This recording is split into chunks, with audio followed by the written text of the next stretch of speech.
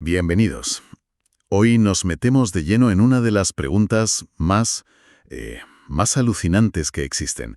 ¿Cómo demonios construye nuestro cerebro la realidad? Vaya pregunta. Tenemos delante un capítulo de un texto de psicobiología que es, el manual de instrucciones de nuestros sentidos. La misión que nos hemos propuesto es entender el truco de magia. El gran truco. Cómo la luz, las ondas sonoras o, la presión, se convierten en la experiencia de ver un atardecer, escuchar una canción o sentir una caricia. Tal cual. Vamos a intentar desmontar esa traducción pieza por pieza, porque lo increíble de todo esto es que nuestros sentidos, que parecen tan distintos, al final comparten unos principios de funcionamiento. Universales. Unas reglas del juego comunes. Eso es. Empezaremos por ahí, por esas reglas del juego, y luego pues haremos un recorrido por cada uno.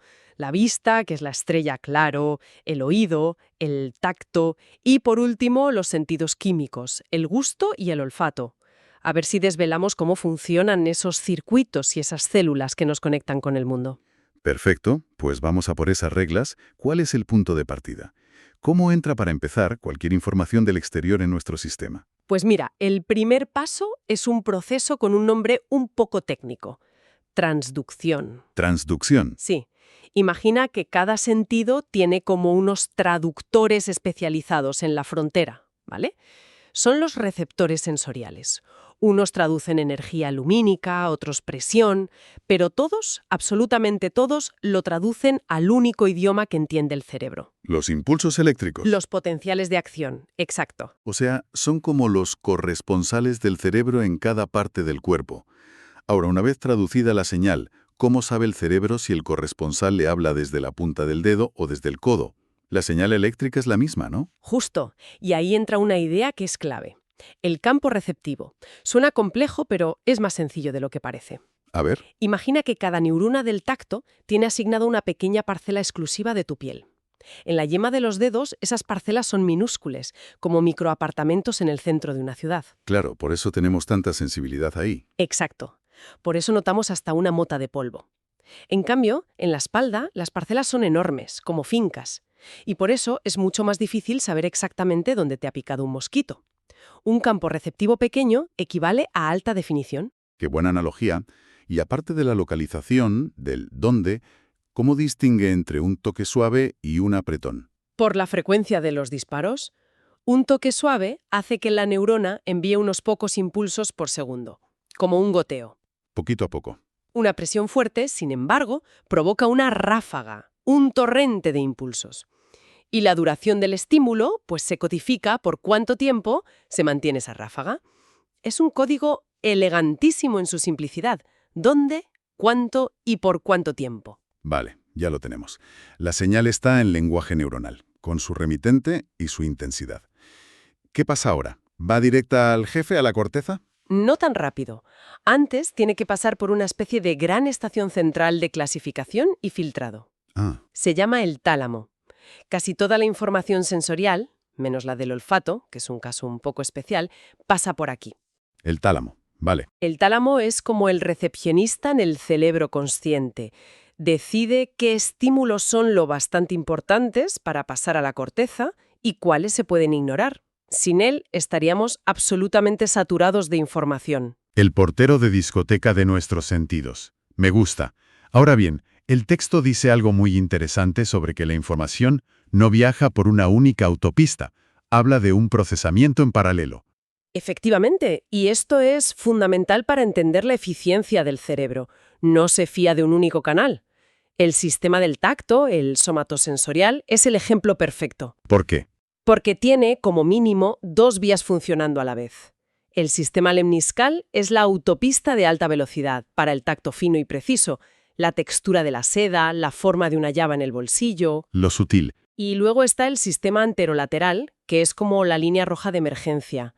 Se encarga de señales más difusas, pero muy urgentes, como el dolor o un cambio brusco de temperatura. O sea que el cerebro tiene un plan B incorporado.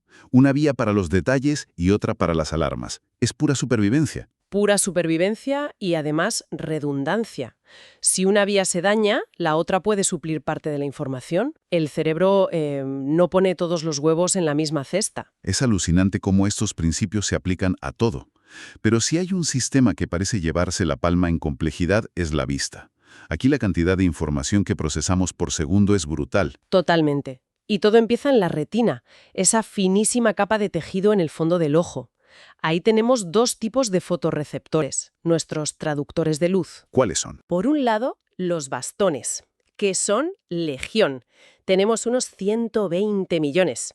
Son ultrasensibles a la luz, los responsables de que podamos ver en penumbra, en blanco y negro. Es el llamado sistema escotópico. ¿La visión nocturna? Exacto. Y por otro lado tenemos los conos. Son mucho menos, unos 6 millones, pero son las estrellas de la visión diurna, la de alta definición y sobre todo la del color, el sistema fototópico. ¿Y cuando fallan los conos, aparece el daltonismo? Justo. Cuando a los conos les falta uno de sus tintes para captar un color, por un tema genético, aparece el daltonismo. Las formas más comunes, la protanopia o la deuteranopia, hacen que el rojo y el verde se vean tan parecidos que es casi imposible distinguirlos. Es como si al cerebro le faltara el software para separar esos dos canales de color. Lo increíble es que el texto deja claro que la retina no es solo un sensor pasivo, como el de una cámara. El procesamiento de la imagen empieza ahí mismo, en el ojo. Pues sí, y esto es algo que rompió muchos esquemas. La retina ya empieza a analizar la imagen, organiza la información de los fotorreceptores en campos receptivos con una estructura muy particular, de centro-periferia antagónica. ¿Centro-periferia? Sí, hay células que se activan con un punto de luz en el centro de su campo, pero se inhiben si la luz da en la periferia, las de centro-on, y otras que hacen justo lo contrario, las de centro-off. O sea, que reaccionan al contraste. Exacto. Este mecanismo, en la práctica, las convierte en detectores de contraste, de bordes. Ya están buscando los límites de las cosas antes de que la señal siquiera salga del ojo. Un momento. ¿Me estás diciendo que el cerebro no recibe una foto completa, sino una especie de mapa de bordes y contrastes ya precocinado? Exactamente. Pero el gran salto cualitativo ocurre cuando esa información llega a la corteza visual. Y aquí tenemos que hablar de dos gigantes, los premios Nobel David Hubble y Thorsten Wiesel. Ah, ¿sí? Su trabajo en los años 50 y 60 cambió para siempre cómo entendemos la visión. ¿Qué descubrieron que fue tan revolucionario? Descubrieron que las neuronas de la corteza visual primaria, el área V1, son mucho más especializadas que las de la retina. No responden a simples puntos de luz. Cada una tiene su propia obsesión. Su obsesión. Sí. Describieron las células simples, que se activan únicamente con una barra de luz con una orientación y posición muy concretas, y luego las células complejas, que también prefieren una orientación, pero les da igual en qué parte de su campo receptivo aparezca la barra. Espera. Entonces, el cerebro no es como una cámara que capta una imagen completa. Es más bien un ejército de millones de pequeños detectores, cada uno obsesionado con su línea vertical, su línea 45 grados, su línea horizontal. Justo. Y entre todos construyen la imagen. Es una forma totalmente distinta de ver. Es una forma radicalmente distinta. Hubble y Wiesel demostraron que la corteza visual está organizada en columnas de orientación, como si fuera un mosaico perfecto de detectores de ángulos. El cerebro descompone la realidad visual en sus componentes más básicos. Alucinante. Años más tarde, investigadores como de Valois y su equipo refinaron esta idea. Demostraron que a estas células, más que las líneas con bordes duros, lo que de verdad les gusta son patrones de barras claras y oscuras que se difuminan suavemente, las llamadas rejillas sinusoidales. Como las ondas que se forman en la arena. Justo.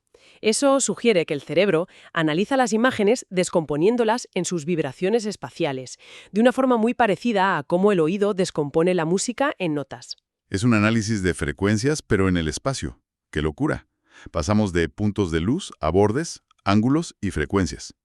¿Y cómo pasamos de ahí a reconocer una cara, un coche, una taza de café? Aquí es donde la cosa se vuelve aún más interesante. La información, ya procesada en V1, se divide y viaja por dos grandes autopistas cerebrales.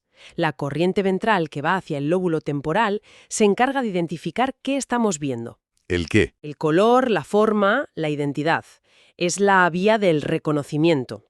Y la corriente dorsal, que sube hacia el lóbulo parietal, se encarga del dónde y sobre todo del cómo. ¿Cómo? ¿Dónde está el objeto y cómo puedo interactuar con él? Esto explica el típico momento en que buscas las gafas por toda la casa y las llevas puestas en la cabeza. Tu sistema del dónde sabe perfectamente dónde están para guiar tu mano si quisieras quitártelas, pero tu sistema del qué, el del reconocimiento consciente, Está completamente a por uvas. Es un ejemplo perfecto. Y la prueba más dramática de esta división la tenemos en el caso clínico de la paciente DF, que se menciona en el texto. cuéntame. Por una intoxicación con monóxido de carbono, su corriente ventral quedó destruida. El resultado era que no podía decirte la orientación de una ranura que tenía delante. Su sistema del qué estaba ciego. Vaya. Sin embargo, y esto es lo alucinante, si le dabas una carta y le pedías que la metiera en la ranura, lo hacía con una precisión y una fluidez pasmosas. Su mano veía lo que su conciencia no. Su corriente dorsal, la del cómo, estaba intacta. Es uno de los casos más fascinantes de la neurociencia. Demuestra que ver para reconocer y ver para actuar son dos cosas completamente distintas en el cerebro. Totalmente. Vale, la vista es increíble, pero el oído tiene su propio superpoder. Nos permite percibir el mundo incluso a la vuelta de la esquina. Ocurre algo parecido con el sonido. El cerebro también lo desmonta para entenderlo. El paralelismo es asombroso. La clave del oído está en la cóclea, esa estructura con forma de caracol. En su interior, la membrana basilar funciona como un teclado de piano desenrollado, con una organización tonotópica. Un mapa de tonos. Exacto. El biofísico y también premio Nobel George von Békessy fue quien desentrañó su funcionamiento. Descubrió que para los tonos medios y agudos usamos un código de lugar. Las frecuencias altas hacen vibrar la base de la membrana, cerca de la entrada, y las bajas hacen vibrar el extremo final, el ápex. El cerebro sabe qué nota está sonando simplemente mirando